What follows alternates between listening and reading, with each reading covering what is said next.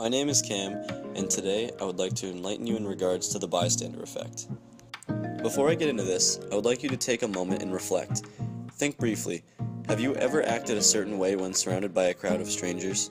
Believe it or not, most of you have been affected by this whether or not you were aware of it. This phenomenon is beyond your conscious control. The bystander effect is defined as a psychosocial event that causes individuals to become seemingly unaware of a person in need of help while in the presence of others.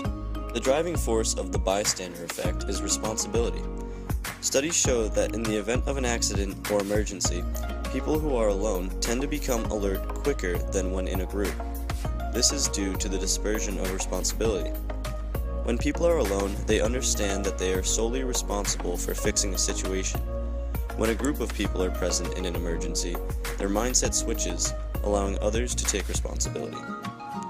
Along with responsibility, the bystander effect is the result of human necessity to show acceptable behavior in society.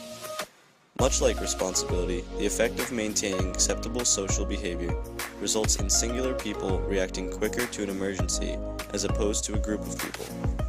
When the first responders to an emergency don't react, a domino effect occurs.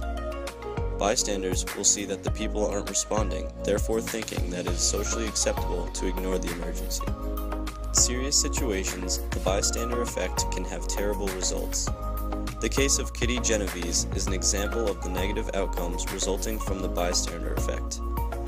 On March 13, 1964, Catherine Genovese was stabbed to death in a parking lot in Queens, New York. There were 37 witnesses to hear her screams for help, yet not a single person called the police or offered help until 30 minutes later. Had someone intervened, Kitty Genovese would have had a better chance of survival. The story made headlines and sparked a surge of interest in psychology experiments.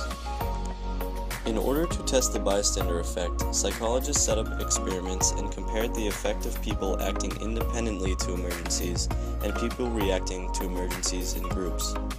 For example, a person would be put alone in a room and smoke would start to pour in. This trial would be compared with a trial where two Confederates were put in a room with a single unaware person. In the experiment, the psychologist would record how long or if the person would respond. The results from this test show a staggering difference in rates of response. For tests where a person was alone in the room when the smoke began, results show that 75% of the time they calmly got up and reported the issue. In tests where there were two Confederates who didn't respond to the smoke and one unaware person, the unaware person only reported the smoke 10% of the time. These results show the severity of the bystander effect, the human need to act normal, and the dispersion of responsibility. Thank you for your time, and I hope you learned a little more about the bystander effect. Created using Powtoon.